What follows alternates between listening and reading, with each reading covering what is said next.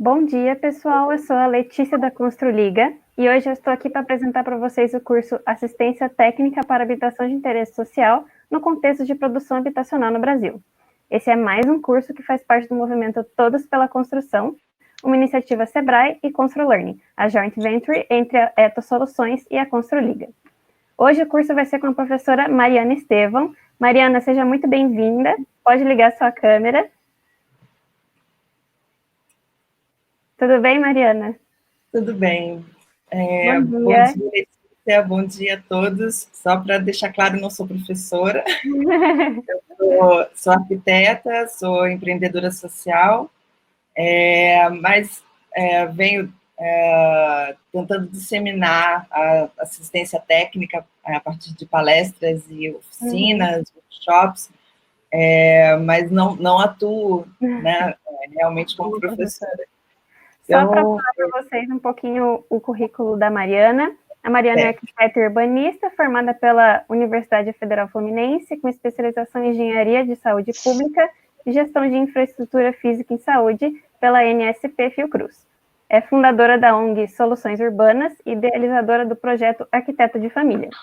Foi também nomeada como Arquiteta do Ano pela FNA em 2015 e atualmente coordena capacitações em assistência técnica para melhorias habitacionais com o programa de vivência em São Paulo e com workshops itinerantes em todo o país. Mariana, pode apresentar, falar para a gente tudo que você tem para dizer hoje? Fica à vontade, o espaço é todo seu. Tá certo. Vamos lá. Obrigada pelo convite à Construliga. É a primeira vez que eu faço essa apresentação para um público que eu desconheço, né? Não sei exatamente quais as pessoas estão aqui presentes. Normalmente eu falo de arquiteta para arquitetos, estudantes de arquitetura. Então, eu peço desculpas caso em algum momento faltem as palavras, enfim. Vamos lá. Assistência técnica para habitação de interesse social no contexto da produção habitacional no Brasil.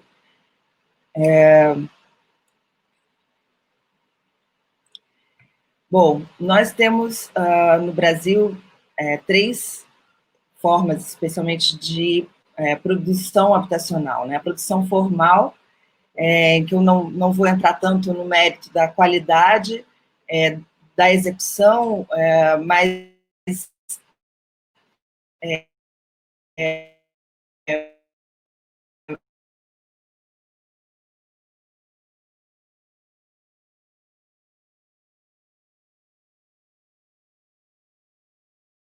potencial de aumento da qualidade, fotografias que mostram esse exemplo da produção formal, que nós tivemos um grande investimento nos últimos anos, até 2015, a produção informal, né, que dá origem às ocupações informais, às favelas, com a autoconstrução, e onde se peca muito pela qualidade de resultados e o comprometimento da qualidade do espaço habitado, mas é uma expressão da necessidade que pela habitação, da necessidade por moradia decorrente da falta de acesso à moradia formal. A produção social, ela vem como uma forma de qualificar esse processo da autoconstrução, né? Ela pressupõe a participação das famílias envolvidas, em geral organizadas em movimentos, e acompanhadas, assessoradas por profissionais qualificados. Então, existe aí existem exemplos de resultados muito positivos desse processo, em que se agrega a construção dentro das normas e com materiais adequados e com projeto e com planejamento, ao envolvimento das famílias, trazendo aí resultados muito positivos. mas como os investimentos são muito baixos, né, nesse sentido, então a gente não tem exemplos muito positivos, mas muito aquém do que deveria existir, do que poderíamos ter para equacionar a questão habitacional. Então, um pouco mais sobre essa questão do equacionamento da questão habitacional, eu coloco aí esse ponto de interrogação, porque nós tivemos aí grandes investimentos até 2015, pelo Minha Casa Minha Vida e pelo PAC, mas a gente pode, apesar desse investimento grandioso, nós ainda podemos questionar se realmente o problema se desfez, né? Se realmente os números foram reduzidos.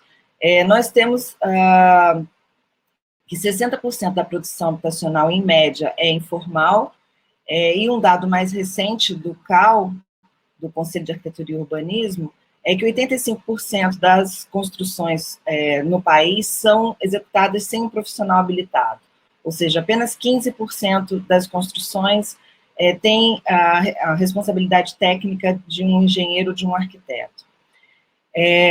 Isso nos traz como resultado, no quadro, de déficit habitacional de 6,19 milhões de unidades habitacionais, é um dado de 2015, e domicílios urbanos inadequados de quase 15 milhões. Né? O déficit habitacional ele é caracterizado pelas habitações precárias, a coabitação familiar involuntária, ônus excessivo com aluguel urbano, adensamento excessivo em imóveis alugados. Então, esse é o quadro de necessidade de novas construções. Enquanto os domicílios urbanos inadequados, eles são caracterizados pela inadequação fundiária, pela carência de infraestrutura, ausência de banheiro de uso exclusivo, cobertura inadequada, adensamento excessivo em imóveis próprios. A minha experiência de atuação é especificamente nas melhorias habitacionais, que são as que se enquadram nesses 3 últimos itens que eu comentei sobre a inadequação fundiária, né, a ausência de banheiro de uso exclusivo, cobertura inadequada, adensamento excessivo em imóveis próprios. Mas no dia a dia da atuação nos territórios, a gente percebe que esses números eles vão muito além desses itens que são descritos, né? A ausência de banheiro exclusivo é um problema, claro, evidentemente, mas existem muitos banheiros que são identificados como existentes, mas não atendem às especificações mínimas de um banheiro salubre, né? Então, a melhoria da qualidade desses espaços também é necessária. Em relação às coberturas inadequadas, a definição da Fundação João Pinheiro, que é quem define quem traz a definição sobre essas questões, ele classifica como cobertura inadequada os telhados feitos com materiais alternativos, né? E aí nós observamos que mais de 90% das moradias têm problemas de cobertura, coberturas com pé direito muito baixo, telhas, mesmo telhados feitos com telhas convencionais, mas telhas muito finas, que estão quebradas, ou com o madeiramento inseguro, enfim, mas e que não cumprem o seu papel de cobertura, né? Então, trazendo problemas de infiltração, goteiras, entrada de animais, ratos, enfim. A questão do adensamento excessivo dos imóveis é um problema que hoje, por exemplo, a gente traz bastante à tona, com essa necessidade de isolamento e a permanência no domicílio, quer dizer, já é uma situação em que as pessoas vivem no seu dia a dia, né? Mas hoje, com a questão da pandemia, essa situação ela se tornou ainda mais evidente.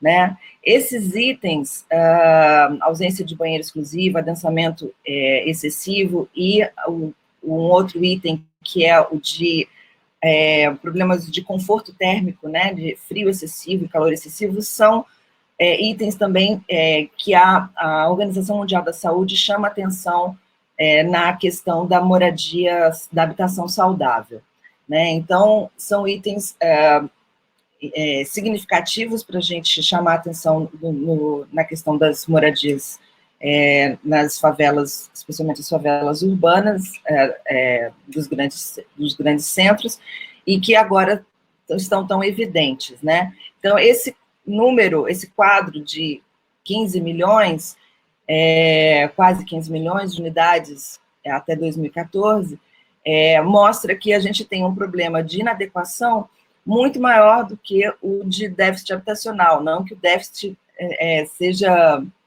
não seja significativo, não seja relevante. Mas, apesar disso, nós tivemos aí um investimento de recursos públicos muito superior no equacionamento do déficit habitacional, né, que esse quadrinho azul, essa linha azul aí mostra os investimentos no Minha Casa Minha Vida e no PAC, que são dados do próprio Ministério das Cidades, de 243 bilhões de reais para o Minha Casa Minha Vida, enquanto apenas 39 bilhões para o PAC, né? No caso do PAC, o investimento em urbanização, em infraestrutura, em regularização fundiária, projetos sociais, e apenas 14 milhões para a construção de novas unidades, sendo desses 14 bilhões, na verdade, 12 bilhões para novas unidades e 2 bilhões para melhorias habitacionais nesses assentamentos.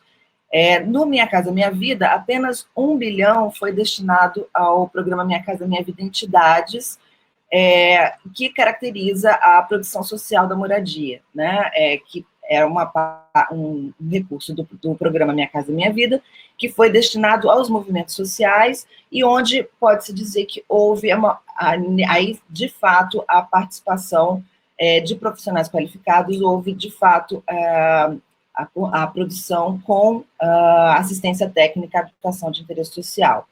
Né? O Minha Casa Minha Vida Entidades, ele existia nas modalidades construção e requalificação de imóveis em áreas centrais, então não existia a modalidade melhorias habitacionais, mas nós que militamos nessa área, né, algumas organizações sociais que militam nessa área, chegaram a conseguir avançar nesse sentido e ter uma aprovação dentro do Conselho Nacional das Cidades e até com publicação em Diário Oficial, da criação da modalidade de melhoria habitacional dentro do Minha Casa Minha Vida Entidades.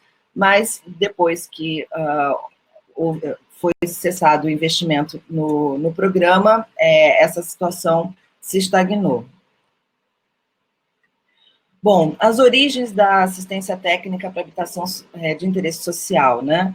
Elas datam do final da segunda metade dos anos 70, com o escritório com quadra, que aqui no Rio de Janeiro, com experiências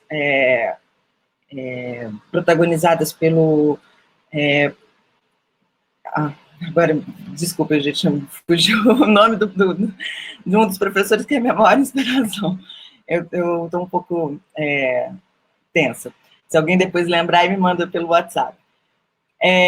Carlos Nelson, desculpa, Carlos Nelson, e o ATME no Rio Grande do Sul, com a participação do Clóvis Hengelfried, né, e algumas assessorias em São Paulo que geraram experiências muito impactantes de mutirões, e que deram origem a algumas assessorias técnicas que existem até hoje, né.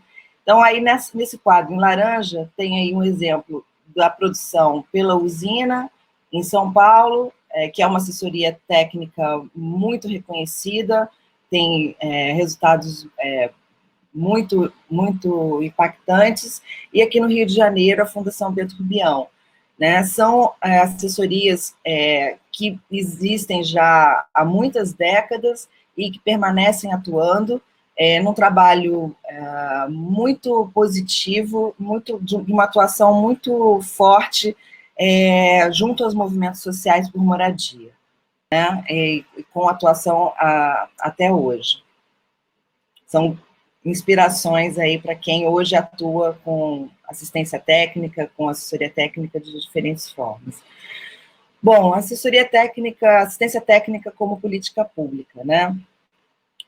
Antes da lei 11.008, antes dessa lei que está indicada aí, foram publicados alguns editais pelo Ministério das Cidades de assessoria técnica, de assistência técnica para municípios e estados. A partir desses editais, algumas experiências, algumas bem-sucedidas, outras nem tanto, mas os recursos eram muito baixos para o investimento em assistência técnica. Em 2008, foi criada a Lei 11.888, que garante a assistência técnica para famílias de baixa renda, né, para o projeto, construção e reforma das suas casas. A ideia da assistência técnica como uma prestação de serviço, né, um pouco diferente da forma como as assessorias técnicas atuam.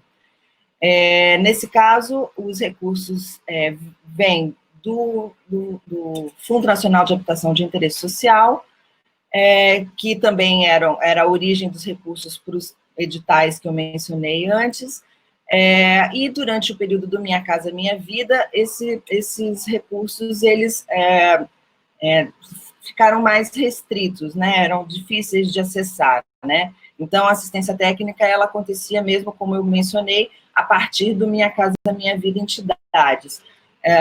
Hoje eu tenho notícias de que alguns municípios estão acessando recursos, estão criando programas municipais, escritórios populares. Eu sei de uma experiência, algumas experiências em capitais do Nordeste, algumas experiências em cidades do interior de Santa Catarina, de São Paulo, mas como experiência de política pública, eu venho destacar aqui a experiência da CODAB, que é a Companhia de Desenvolvimento Habitacional do Distrito Federal, e que tem um trabalho muito impactante, já desde a última gestão. À frente da companhia esteve o arquiteto Gilson Paranhos, hoje quem coordena é a arquiteta Sandra Marinho, e eles, à frente da companhia, eles atacaram todo o espectro das questões habitacionais, né? Com produção de novas unidades habitacionais a partir de concursos públicos de arquitetura, com instalação de núcleos de assistência técnica nos territórios, em diferentes localidades, né? Esse mapinha que aparece com esses pontos de localização são os 13, acho que foram 13 postos de atendimento nos territórios, e nesses postos acontecia o acompanhamento de obras de urbanização diretamente com a população, a elaboração de projetos personalizados de arquitetura, melhorias habitacionais, urbanismo de imersão, ações comunitárias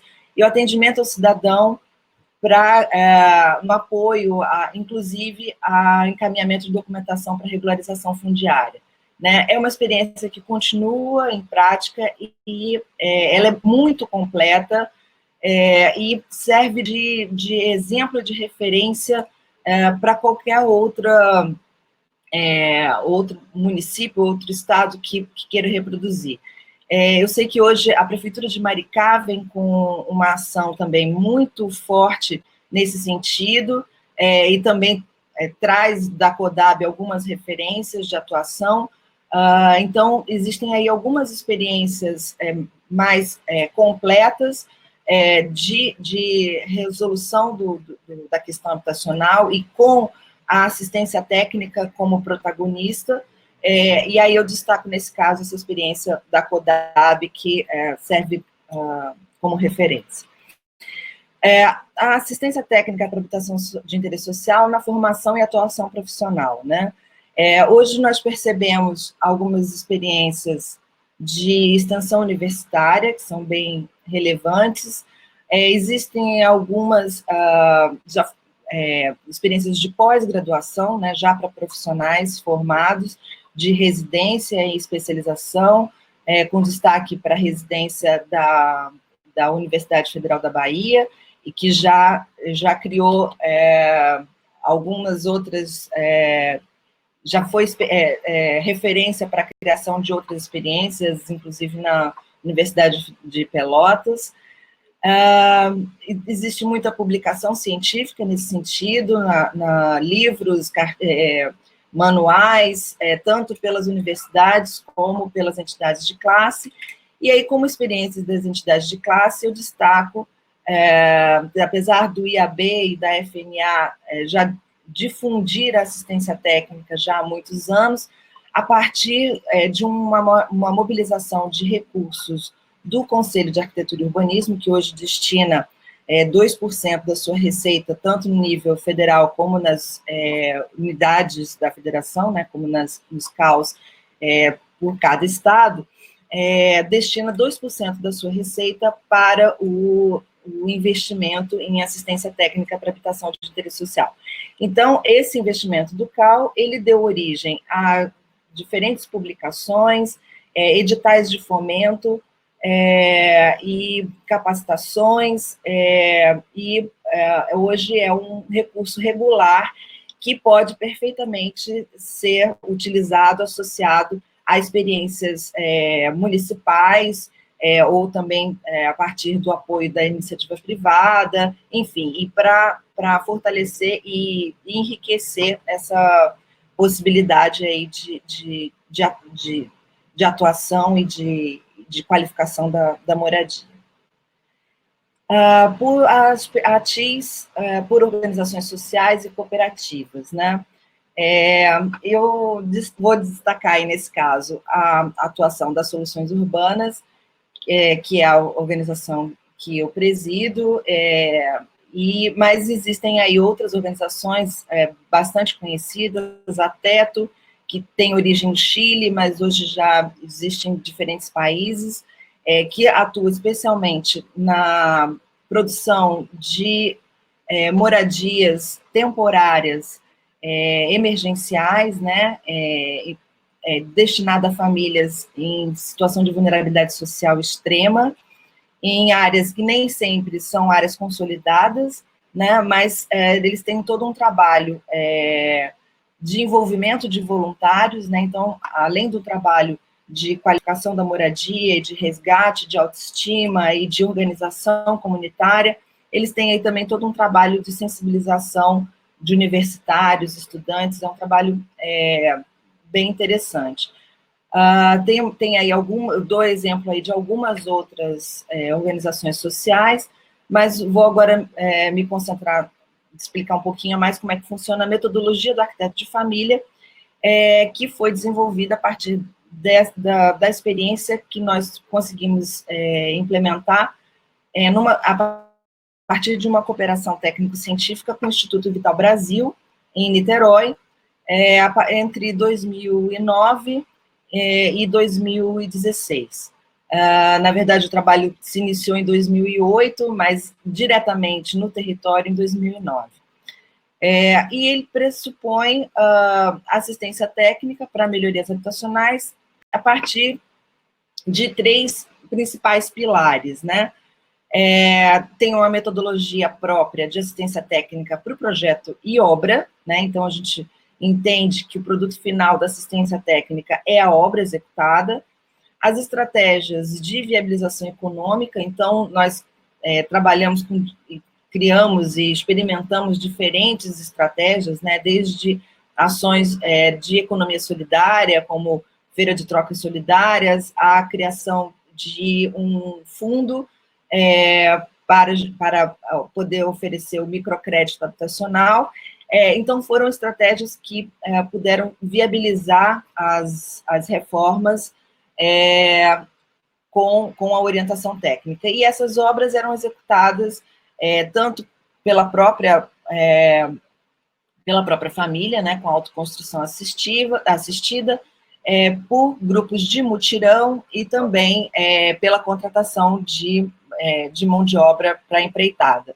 E um terceiro pilar dessa ação era um investimento constante, permanente, no aprimoramento de processos de mão de obra. Então, nós, nesses anos todos, nós tivemos muitas experiências de criação de ferramentas para reduzir o tempo e o custo da assistência técnica, para reduzir os custos de obra, desenvolvimento de produtos, qualificação da mão de obra local, enfim, um investimento permanente nesse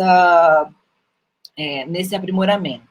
Aí eu tenho algumas fotos de antes e de depois, a foto de cima da fachada é da experiência de Niterói, e do lado já a experiência que hoje está em atividade num território em Mauá, que é a região metropolitana de São Paulo, da região do ABC, onde hoje as soluções urbanas vêm atuando. O início há pouco tempo, então ainda com resultados em relação à mobilização das famílias, ainda bem mais tímido do que a experiência de Niterói, em que as famílias tinham uma participação ativa, apesar da ação ser individualizada, ser casa a casa, nós sempre promovemos ações de mobilização e de discussão coletiva e para garantir a organização comunitária e a mobilização das famílias. Eu vou agora, nesse momento, passar rapidamente um vídeo, antes dos meus últimos slides, que mostra um pouco dessa experiência em Niterói, que foi interrompida em 2016, infelizmente, pelo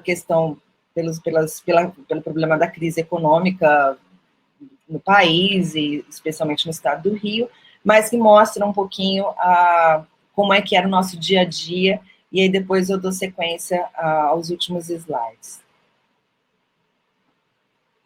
Que bela ideia, literalmente, Gil, porque além de todo o bem que traz... Que bela ideia, literalmente, Gil, porque além de por todo o mais bem que simples traz que pareçam, pro meio ações ambiente, como essa têm um impacto muito grande, simples que melhoram o pareçam, ar que a gente ações respira, como essa, deixam tudo mais bonito e aumentam a melhoram nossa o ar que a gente qualidade de respira, vida. deixam tudo Então a mais gente vai conhecer bonito e agora uma aumentam turma a que nossa pensa qualidade justamente de nisso, vida. Então a melhorar gente o vai lugar conhecer onde agora as uma turma pessoas que pensa vivem. É a justamente turma nisso, do melhorar o arquiteto de lugar onde família as e pessoas Mariana vivem. Estevão, É a arquiteta, turma do faz parte desse arquiteto. projeto. Bom dia, Mariana. Bom dia, Sandra. Obrigada por ter vindo ao Muito obrigada pelo convite. Conta pra gente como é que surgiu a ideia desse projeto Arquiteto de Família. O projeto surgiu em 2001 por uma inquietação minha, de recém-formada, e eu me perguntava o que fazer com aquilo que eu aprendi, e eu não entendia como aquele conhecimento todo não estava disponível à maior parte da população. Formada em arquitetura, Formada em claro. arquitetura. E então, percebendo a necessidade de levar esse conhecimento e percebendo que o que eu conhecia podia ser útil na melhoria da qualidade de vida de muita gente, eu comecei a buscar formas de desenvolver essa assistência técnica, né, o que chamam de arquitetura pública, criei o projeto Arquiteto de Família. A ideia também era uma preocupação de saúde pública. Quer dizer, você juntou as duas coisas, arquitetura e saúde pública, e viu que viver num lugar melhor faz bem à saúde. Sim. Olha só, então a gente vai conhecer um pouquinho mais desse trabalho na reportagem do Rogério Coutinho. Vamos assistir. O cotidiano difícil de subidas e descidas já não desafia tanto. No Morro Vital Brasil, em Niterói, com pequenas mudanças em infraestrutura, moradores constroem soluções. E começa assim, todos os dias, de porta em porta. Quem chama são os arquitetos de família. São eles que promoveram as últimas mudanças por aqui. Na parte alta do morro, antes esgoto e lama a céu aberto. O projeto passou por aqui e o que estava exposto foi canalizado. Os moradores construíram escadas e rampas. Assim, chegar nas 4 casas desse ponto ficou mais fácil. E uma delas é a do Carlão. Aqui em 2 meses, o projeto elevou o telhado, criou sistemas de ventilação, como essa abertura acima do forro, colocou janelas e ampliou o banheiro. Com essas mudanças aqui na sua casa, você percebe que houve alguma melhora no que diz respeito à saúde e ao conforto, ao bem-estar de vocês? Sim, claro, claro. Antes, a gente sofria pra caramba, né? Com o calor. Aquele calor excessivo, né? Sabe? Excessivo. E até então eu não tinha emprego e nem condições de fazer, sabe? De aumentar o telhado, né? Ou de comprar um ar-condicionado, entende? Então, agora, cara, eu tô, sabe, no paraíso. Eu tô bem. Além de conforto, esse ambiente mais fresquinho, com boa ventilação, ajuda a prevenir doenças respiratórias. A partir dessas intervenções, né, a gente sana esses problemas, porque a casa não tem mais umidade como antes, né?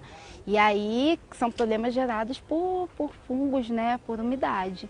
As obras do arquiteto de família já foram feitas em mais de 60 casas no morro. Ainda tem muita coisa para melhorar aqui. O mais importante já foi erguido: a união da comunidade como alicerce para qualquer serviço. Eu fui beneficiado, né? Eu só tenho só a agradecer. Só tenho só a agradecer. Então, cada dia que passa, eu estou só aprendendo cada vez mais, entende? Ajudando os vizinhos aqui. E ajudando os vizinhos, né? E toda a minha comunidade, claro. Eu moro aqui há 16 anos, eu quero morar mais 50. Tá aí, Carlão, agradecendo, né, a cabeça desse projeto. Arquiteto de família me faz lembrar médico de família. Não é coincidência, né? Não é. Essa relação, essa é uma homenagem, mas também é uma proposta de atuação que nós percebemos que seria mais adequada como uma política pública, que seria seguindo a estratégia de saúde da família mesmo, com os profissionais atuando num mesmo território, uma ação permanente e que as reformas possam ser feitas aos poucos, para que isso possa interferir o máximo possível na cultura da construção, né? Melhorar essa percepção da família, dessa relação do ambiente com a saúde, sensibilizá-los cada vez mais sobre a necessidade de investir nessas reformas, nessas melhorias, e que eles saibam que eles ali têm os profissionais certos para poder orientar a como fazer da melhor maneira, com o menor custo. Então, a gente vai mostrar como esses profissionais, né, ajudam nisso tudo, porque eles fazem uma visita técnica na casa das pessoas e aí eles entendem o que ela precisa. E eles visitaram uma outra moradora que foi beneficiada pelo projeto. Vamos ver. Nós acabamos de chegar na casa da Ana Cláudia, que mora aqui há 40 anos. Nós viemos acompanhar uma visita técnica. A casa dela já recebeu obras do projeto Arquiteto de Família, como este acesso aqui, que tem escadas e rampas. Ele é pavimentado com concreto e é bem seguro passar por aqui. É o principal caminho para chegar na casa. Voltei a receber visita novamente. Não recebia mais visita. Tem recebido bastante elogio. A conversa entre a moradora, a estudante de geografia e o arquiteto do projeto já virou rotina. Juntos eles identificam problemas, pensam em pequenas obras e põem em prática. Aqui no quintal da Ana Cláudia, uma imagem que chama muita atenção é esta pedra enorme que está do lado aqui da parede do banheiro dela e que já foi motivo de muitas preocupações. Por causa dessa encosta, uma outra obra do projeto foi feita aqui, que é esta canaleta para o escoamento da água da chuva. Então entrava muita água e com a canaleta... A água vinha direto, passava e ia para a sua cozinha, banheiro...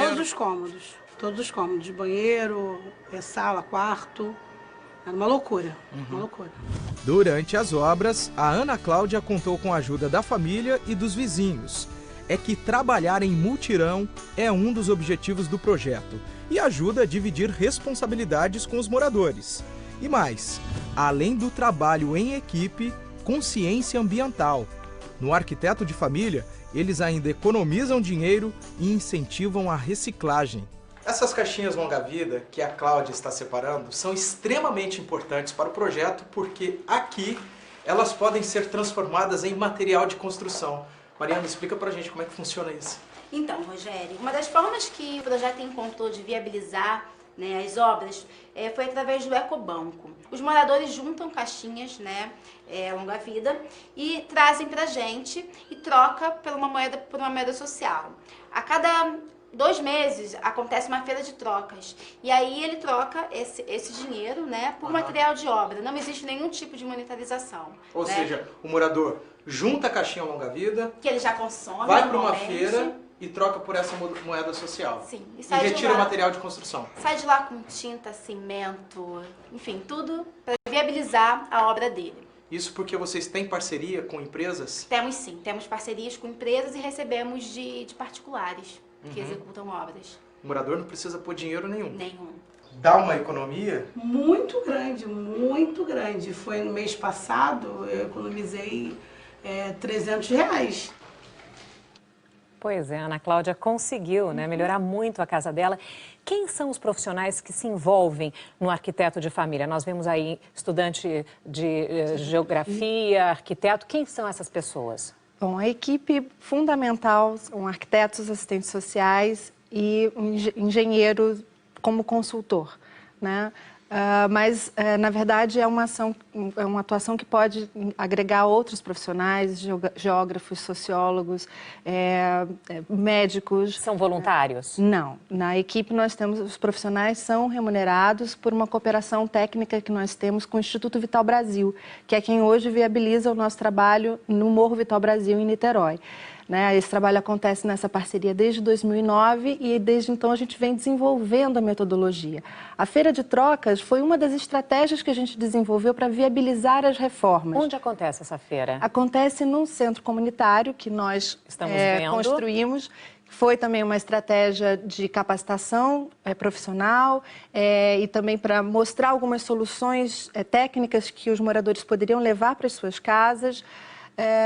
E ela é abastecida por doação de sobras de obras, né? Então nós temos parceria com uma grande loja de material de construção que nos doa o material que não serve mais para venda. Nós recebemos doações de particulares que fazem obras, sobra um pouquinho, a gente coleta. As pessoas que querem que suas casas sejam reformadas, elas entram numa lista de inscrição, como é que funciona? Sim, hoje a gente trabalha por demanda espontânea, a família nos procura e aí a gente agenda uma visita, faz uma primeira avaliação, observa se a casa pode ser reformada, se não existe nenhum impedimento para que essa casa seja reformada.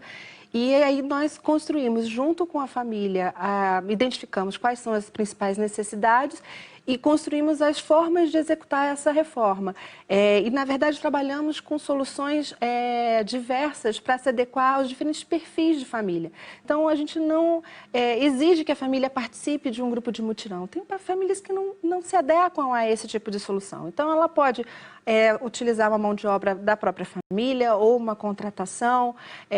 E a gente também trabalha com o microcrédito, que é uma outra forma de acesso a recursos. O que você sente quando você vê essas casas sendo refeitas e vendo essas famílias vivendo bem? Qual é a sua satisfação? De perceber que realmente a gente tem condições de atender a um número muito grande de famílias, de contribuir com a melhoria da qualidade do espaço dessas famílias. E o resultado mais incrível é perceber a satisfação, a felicidade e ouvir de uma mãe que o seu filho não tem mais um problema respiratório e que ela entende qual é o trabalho que um arquiteto faz. Finalmente, né? Finalmente. E eles têm direito a ter acesso a exato, isso, né? Claro. Muitíssimo obrigada, Mariana, pela sua presença aqui no obrigada. Como Será. Parabéns pelo arquiteto de família. Brilhante essa ideia. Muito obrigada.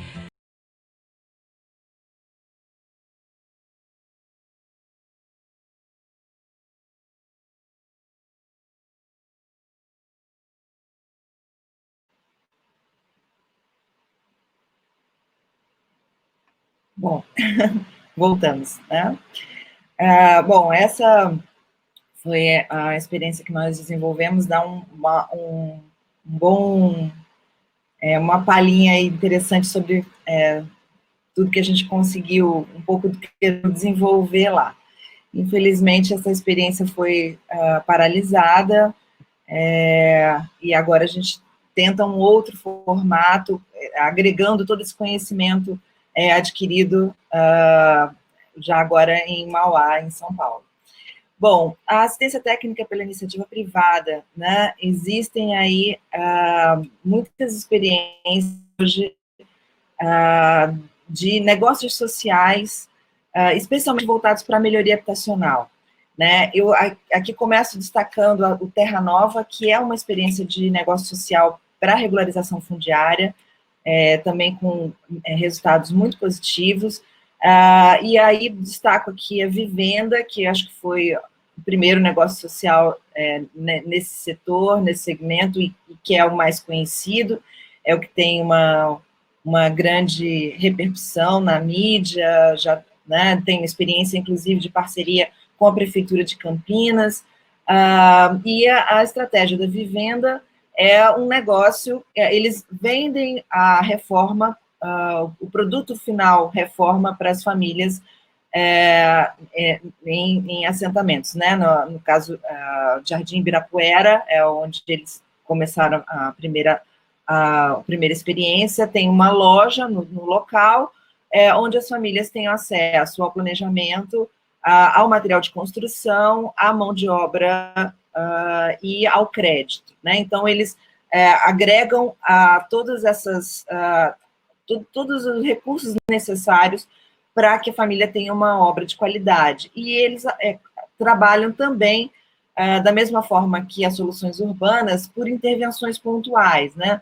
Mas eles se dedicam a reformar cômodos, né? É uma estratégia interessante e que tem bons resultados, né? A ideia é reformando cômodo a cômodo, fazer com que a família perceba a possibilidade dela de ter uma obra de qualidade, rápida, com resolução rápida, sem os problemas que normalmente envolvem as reformas, em que as famílias é quem tem que ser os responsáveis pela compra do material, enfim, a articulação com a mão de obra, enfim. Então, eles conseguem, com isso, dar resultados melhor, tanto no processo como no produto final.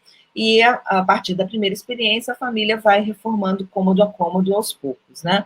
Eles têm uma atuação bem interessante de venda direta do serviço para a família, as famílias que têm acesso a crédito.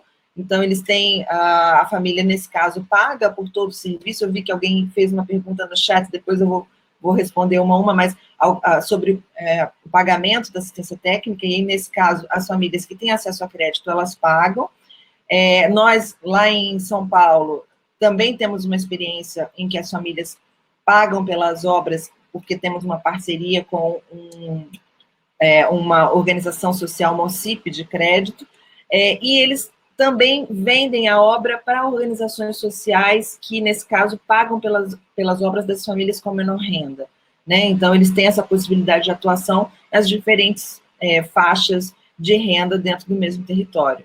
Existem aí algumas outras experiências de negócios sociais, e são muitas hoje no país, na verdade, mas aí eu destaco as mais antigas, a Moradigna, Favelar, escritórios populares, escritórios que atuam tanto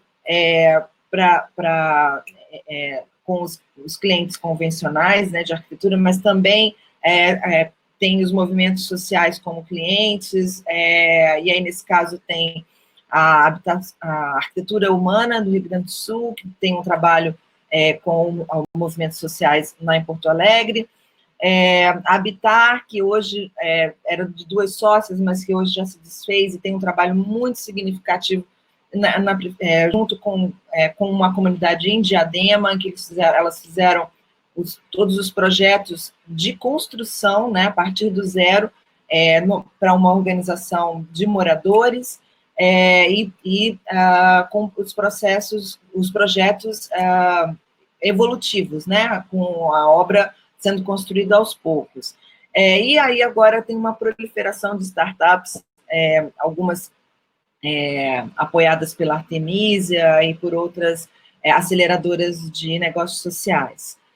Mas hoje é um modelo bem interessante, e aí a gente pode se perguntar, mas isso é assistência técnica, não é? Eu entendo como sim, Quer dizer, apesar de não serem experiências diretamente ligadas aos movimentos sociais, de apoio aos movimentos sociais, quando a gente está trabalhando diretamente com as famílias permanecem dentro das casas, elas participam do processo, a gente pode entender, sim, é uma prestação de serviço, mas ela também pode ser considerada assistência técnica.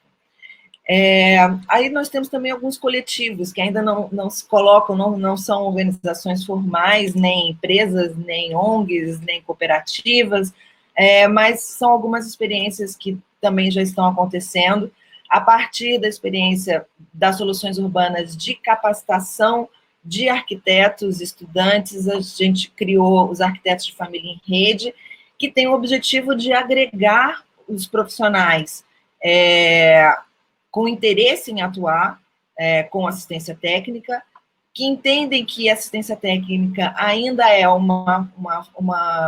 ainda está em construção, né, e é uma atuação política ainda, então nós ainda temos que reivindicar investimentos e a estruturação de todo o sistema que garanta que a assistência técnica seja uma opção de carreira para arquitetos, mas também um serviço a ser acessado pela população de baixa renda, também que garantir o interesse da iniciativa privada nesse processo, né? Existe aí uma possibilidade, um potencial de desenvolvimento do território muito grande, então o uso de materiais de construção, que já é grande, mas nessas áreas, né, nas áreas de favela, mas de uma forma melhor utilizada, enfim, a qualificação profissional, o crédito.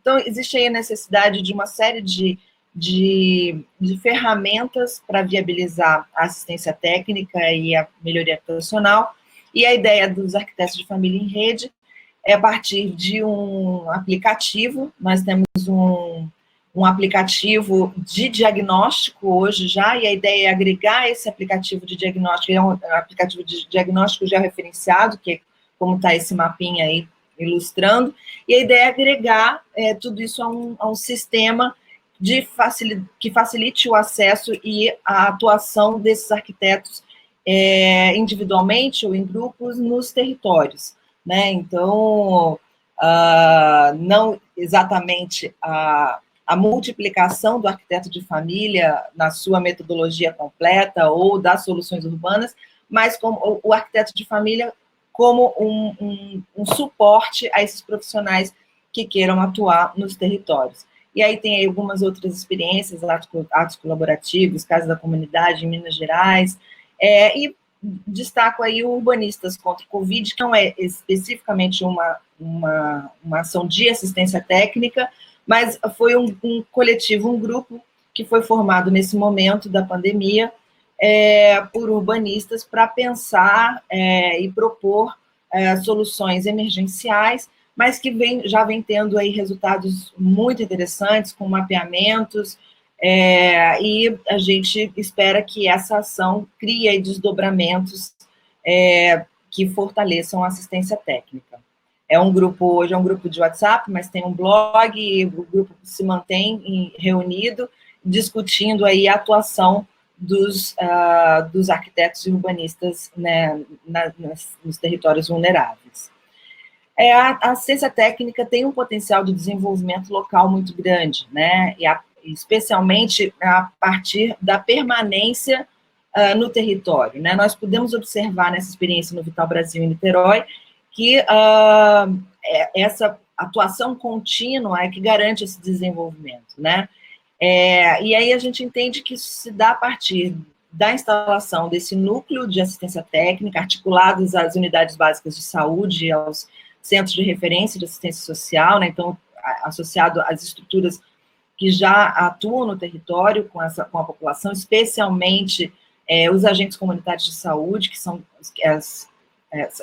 quem conhece o dia a dia das famílias, quem faz as visitas domiciliares, a operação de crédito no território também, associado ao subsídio para as famílias que não têm acesso ao crédito, construtores locais capacitados e uma logística facilitada e de menor custo de acesso a material de construção, né? E aí, então, nesse caso, tem aí a discussão mais próxima com a indústria de materiais para se obter isso. E aí, nesse caso, a gente consegue uma oportunidade de desenvolvimento local, estruturando, organizando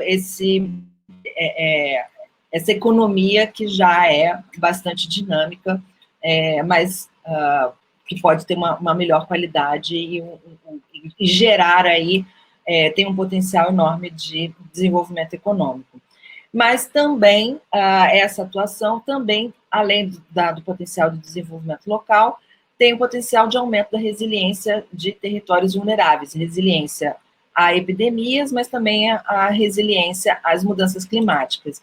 E o impacto nas diferentes escalas, né? Na escala humana, na escala do indivíduo, a redução de riscos à saúde física, emocional, o aumento do nível de satisfação e da autoestima, na escala da família, a redução de riscos de contágio, de conflitos familiares, pelos ganhos em conforto, privacidade, proteção frente às temperaturas extremas e às chuvas, o impacto na comunidade pela redução da vulnerabilidade ambiental, dos riscos de desperdício e contaminação de conflitos de vizinhança, e o impacto na cidade, né, pela redução do baixo padrão construtivo, com ganho para a integração urbana, o impacto na paisagem, para a sustentabilidade e a saúde ambiental como um todo, né? Então, eu aqui encerro e temos aí um tempinho ainda para algumas perguntas. Eu agradeço a atenção. Mariana, a gente agradece muito pela sua apresentação, que, enfim, é tão essencial por causa do contexto habitacional que a gente tem no Brasil desde sempre, né? Chegaram bastante perguntas aqui, eu dei uma agrupada nelas para você poder responder de uma forma mais concisa.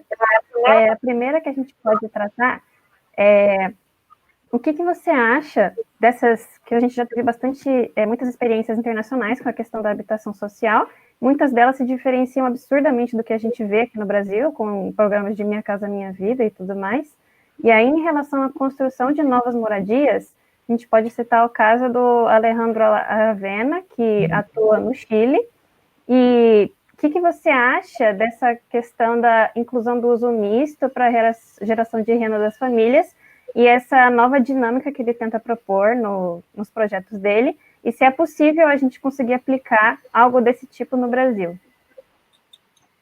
Bom, eu acho perfeitamente possível e necessário, né? Eu acho que é impossível a gente considerar a necessidade de geração de renda e o uso misto, que já é parte, né? Então, quando a gente fala hoje a necessidade de assistência técnica para habitação, a gente não pode desconsiderar que muitas vezes essa habitação ela já agrega aí um uso comercial ou uma produção de caráter familiar, e ela tem que ser considerada. Não adianta a gente olhar para a qualidade da moradia e não olhar para a qualidade daquele comércio de bairro que também foi construído a partir da autoconstrução e aonde as famílias permanecem a maior parte do seu dia, muitas vezes.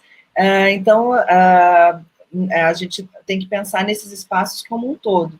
A construção evolutiva, ela é fundamental se pensar tanto na produção de novas moradias, e ela já faz parte da realidade das moradias nas favelas, né? Quando a gente pensa na melhoria habitacional por intervenções, e garantindo a participação e o envolvimento das famílias, a gente está também contribuindo com uma mudança de percepção sobre a qualidade dos ambientes das famílias, porque são as famílias que são os verdadeiros protagonistas nesse processo, né? Então, a presença do profissional qualificado, do profissional habilitado, ela é fundamental, mas a família ela tem que tomar parte, ela tem que participar desse processo, e eu acho que o grande sucesso dos projetos do Aravena no Chile estão exatamente no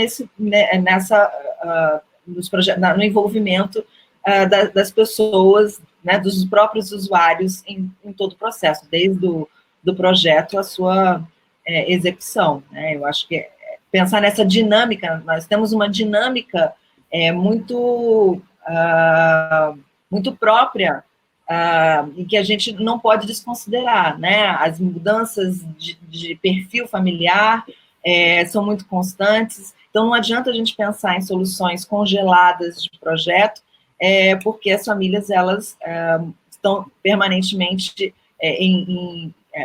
aumentando ou diminuindo, quer dizer, a filha que sai de casa, ou então alguém que volta com filhos, enfim. Então, a gente não pode desconsiderar essa dinâmica familiar e a necessidade econômica que elas têm, né? E aí, sobre a questão do mercado privado e como ele atua nessa questão da moradia, da habitação de interesse social, eu queria que você falasse para a gente se você conhece alguma iniciativa que os próprios moradores pagam pela assistência técnica em HIS, e depois você pudesse falar um pouco do papel das startups nesse meio todo, e qual a diferença delas para negócios realmente de cunho social. Olha, sim, a própria vivenda, como eu mencionei, as famílias que têm acesso ao crédito, elas pagam pela assistência técnica. Mas a gente aí está falando de um perfil de família que tem acesso a crédito, né? E a gente sabe que nesses territórios nem todas têm. Então, por isso que eu falo que a solução está numa solução de crédito, mas também a necessidade de solução de subsídio, mas também podem existir outros recursos, né? A gente tem aí possibilidade de atuação, de criação de poupança comunitária, existem alguns exemplos bem positivos nesse sentido, e eu estive conversando recentemente com a Cláudia Pires, que é uma arquiteta que também atua bastante nessa área, e pode ser um caminho interessante, mas é um caminho que requer mais tempo, maior mobilização das famílias, aquele tempo necessário de conquista da confiança das famílias, né? Então, não são soluções tão imediatas como essas que os negócios sociais trazem, né? E que as startups trazem. Eu não conheço todos os modelos das startups, quero muito conhecer, mas eu acho que a maioria vem dentro dessa mesma lógica que a vivenda traz, do acesso a crédito, como uma forma, assim, da família pagar pela assistência técnica. Mas a gente tem sempre que entender que existe aí pelo menos um terço, né? Eu estou chutando valores, chutando a partir de alguma experiência prática, né? Mas pelo menos aí um terço de famílias que não têm acesso a crédito por uma questão de renda, e mais ainda um terço que pode não ter acesso a crédito por estar com o nome comprometido, por dívidas, né? E aí também precisa de um trabalho de educação financeira, um trabalho de estruturação, de resolução dessas questões, enfim. Então, a gente tem que pensar nesse público que pode ter acesso ao crédito, mas sem descartar as outras necessidades aí, para garantir o atendimento, né, universal, né? Sim, e aí, falando um pouco sobre a produção habitacional no Brasil, o caso brasileiro realmente, tem muitos problemas que vão muito além do esperado, né, da moradia social, não é simplesmente chegar lá e conseguir construir, de fato, engajar todo mundo e tudo mais. E aí eu queria que você falasse um pouquinho de como lidar com os problemas que extrapolam os limites físicos das moradias, né? Situações que envolvem riscos para as residências e para os moradores, e sempre quando tem esse tipo de problema que vai além da moradia, os custos são gigantes e exigem um trabalho técnico imenso. E aí eu queria que você falasse um pouquinho mais de como é que a gente pode lidar com situações que nem essa. Deixa eu tentar entender, você está se referindo aos riscos geotécnicos? Sim, é mais uma questão que não dá simplesmente para chegar lá e engajar a comunidade e, enfim, tudo é muito além do que isso, né? Porque nós temos também aí outros riscos, mas vamos nos ater aos riscos geotécnicos. Quando a gente fala de melhoria habitacional, a gente fala de áreas consolidadas e não sejam áreas de risco, né? A melhoria habitacional, ela deve vir junto ou pós processo de urbanização, né? Então, a gente não tem como trabalhar a reforma numa casa que tenha risco de deslizamento. Algum riscos baixos, a gente consegue tratar com a melhoria habitacional, né? Aquela encosta dentro do lote que está muito próxima a uma parede, a gente consegue recuar, reduzir a declividade, fazer uma contenção, uma canaleta de drenagem. Então, algumas soluções de riscos menores a gente consegue tratar com melhoria habitacional. Agora, os riscos maiores que há necessidade, ou de soluções de engenharia mais pesada, ou mesmo a necessidade de remanejamento das famílias para outras áreas, aí a necessidade de investimento público maior e de inclusão dessas famílias em outros programas habitacionais. É o caso, aí nesse caso, são famílias que fazem parte do déficit habitacional, né, que precisam de moradia nova, né. Então, quando a gente está falando de melhoria habitacional, a gente tem que ter em mente que a gente vai trabalhar com áreas consolidadas e já com infraestrutura, e com passíveis de regularização, não necessariamente regularizadas, mas passíveis de regularização. Ainda assim, a gente ainda vai lidar com algumas situações de unidades que estão numa área segura, mas existe o risco estrutural, por exemplo. Então, é importante que a gente tenha o bom senso e saiba avaliar quais são as unidades habitacionais que podem ser melhoradas, que podem ser qualificadas, ou aquelas em que o investimento seria tão alto em que vale mais a pena a reconstrução da unidade no próprio lote, por exemplo. Também é uma solução que se enquadra dentro das melhorias habitacionais, né? E aí a questão de equacionar aí os custos, os investimentos e os riscos, né? E aí, falando um pouco sobre o nosso contexto atual, de fato, essa situação nova da pandemia e tudo mais, e crise econômica, evidencia a precariedade da maioria das moradias no Brasil.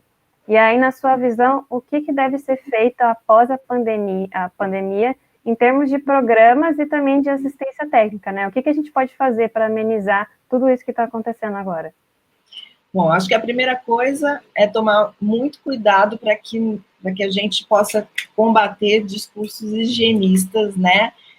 Que venham trazer a ideia de que essas áreas são inviáveis, né? Eu acho que a gente tem que ter bastante critério para pensar em soluções para qualificar esses territórios que já existem.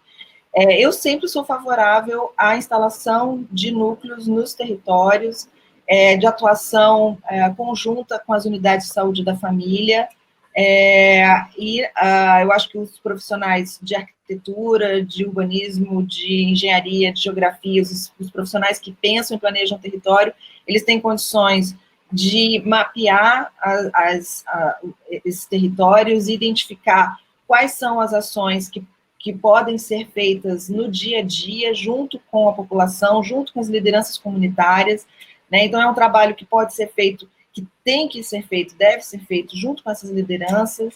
Então, por exemplo, eu destaco hoje o que foi feito, o que está sendo feito pelo líder comunitário de Paraisópolis, nesse momento de pandemia. Eu acho que a gente tem muito que aprender com eles. Então, é um processo de troca de conhecimento, mas é um trabalho contínuo, né? Então, eu acho que a instalação de núcleos atuando no território permanentemente, continuamente, é o que tem um potencial de sucesso maior e como eu comentei naquele último slide, de ganho de resiliência para essas áreas, tanto em termos de combate a epidemias, quanto às mudanças climáticas. É um processo de cuidado permanente das moradias e das ruas e praças, né, e de todos os ambientes que compõem as favelas, da mesma forma que a estratégia de saúde da família cuida permanentemente, continuamente, tanto do indivíduo como da família, como do território, de uma maneira ampliada. E aí, sobre aquele programa que você falou para a gente, né, o Arquiteto da Família, eu queria que você comentasse rapidamente só como é que é calculado a hora ou o valor do trabalho desse arquiteto. Porque a gente sempre vê falando sobre a questão do médico da família, mas pelo menos eu nunca tinha visto esse programa do Arquiteto da Família, né? Então parece uma coisa que as pessoas realmente não conhecem nem fazem ideia de como é que funciona. Eu queria que você falasse um pouquinho sobre isso. Bom, quando a gente começou a atuar, a gente tinha o apoio do Instituto Vital Brasil, né? Então, a gente foi criando a metodologia, desenvolvendo a metodologia ao longo do tempo. E nesse processo, criando estratégias para reduzir o tempo de atuação do profissional, para poder reduzir esse custo da assistência técnica, né? Criando formas de atuação mais objetiva e mais efetivas para atendimento dessa população, sem prejuízo na qualidade desse atendimento, né? Então, hoje nós temos uma forma de atuar que permite, por exemplo, que o projeto de arquitetura, com o planejamento da obra, com orçamento, possa ser apresentado à família em uma semana e meia, né? Então, essa forma de redução do tempo permite que a gente possa trabalhar com uma remuneração diferenciada, né? Em que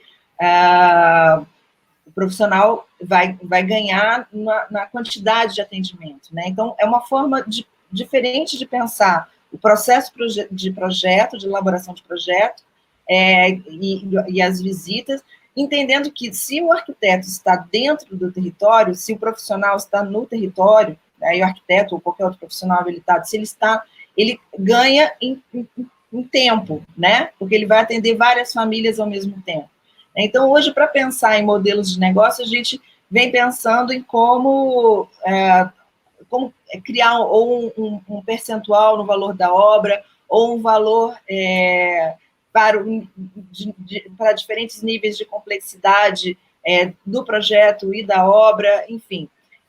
Mas não vou te apresentar aqui exatamente um valor específico, mas sim, são valores que fogem da tabela de honorários, né, convencional, mas porque trazem uma proposta de atuação diferente, sem prejuízo algum para a qualidade. Então, hoje a gente não trabalha, não faz o projeto da casa como um todo.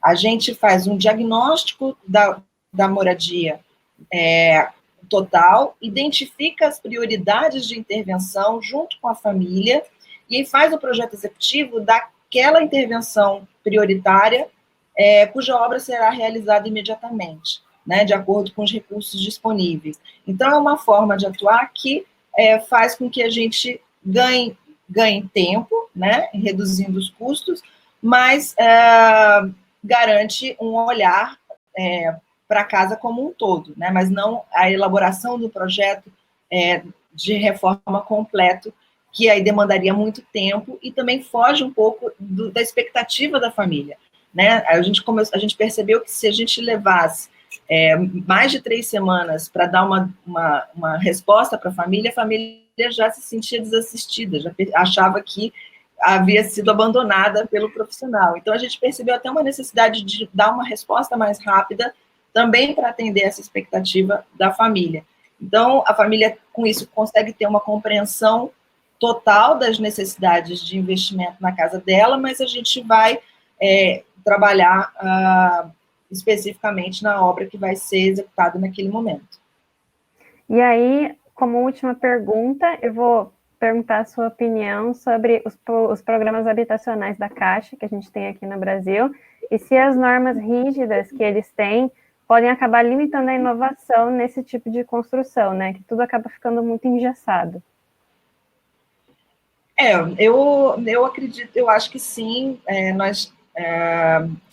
Nós passamos por uma experiência com a Caixa Econômica, e aí, no caso das melhorias habitacionais, as regras são ainda mais cruéis, porque a gente trabalha unidade a unidade, né? Então, nós tínhamos que apresentar para a Caixa Econômica projeto executivo, com os projetos complementares, para 100 unidades habitacionais, e uma a uma, né, uma diferente da outra. E aí foi também o que fez a gente perceber a necessidade de mudanças de processo. Então, as exigências devem ser, sim, revistas nesse caso. E para construções novas, eu acho que a gente pode ter uma flexibilidade maior, mas eu aposto muito no investimento de novas construções na produção social da moradia, sempre envolvendo as famílias, de preferência. É claro que a gente também existe necessidade de uma produção mais dinâmica, mais rápida, que é o que eu chamei de produção formal, mas eu acho que a qualidade dos resultados a gente sempre tem com esse envolvimento maior. E aí também há necessidade de uma flexibilização da Caixa Econômica nesse processo, porque eu sei que as assessorias técnicas que atuam junto aos movimentos sociais, quando tem que lidar com a Caixa Econômica, enfrentam aí algumas dificuldades, algumas barreiras em função de exigências das assessorias técnicas,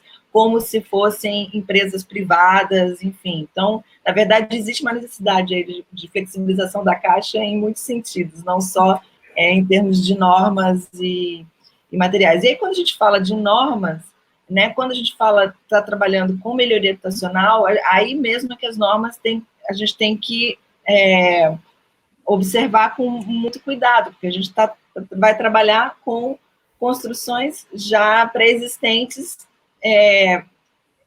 feitas sem a observação das normas, né? Então, tudo isso, acho que são questões que a gente tem aí para discutir, sim. Bom, pessoal, infelizmente nosso tempo está acabando. Eu agradeço muito a presença da Mariana e essa apresentação incrível que ela fez para a gente. E agradeço também todos que prestigiaram esse curso. Foi um prazer interagir com vocês dentro desse ambiente maravilhoso que é o Todos pela Construção. Nossa proposta é disponibilizar 100 cursos de 60 minutos, todos online e gratuitos. Eles já estão disponíveis no nosso canal do YouTube e nas redes sociais, no Instagram, Facebook, Twitter e LinkedIn. É uma iniciativa da ConstruLearning, uma joint venture entre a Eto Soluções e a ConstruLiga. Nós ainda temos alguns cursos pela frente, então fiquem de olho na agenda. Um grande abraço para todos vocês, um grande abraço para você, Mariana, e eu espero encontrar vocês nas próximas. Tá certo, eu agradeço a presença de todos, e se ficar alguma pergunta, eu ainda não consegui olhar o chat com calma, eu vi enquanto estava o vídeo, se ficar alguma pergunta, depois é só me passar que eu respondo, tá bom? Então tá bom, muito obrigada, Mariana, até mais.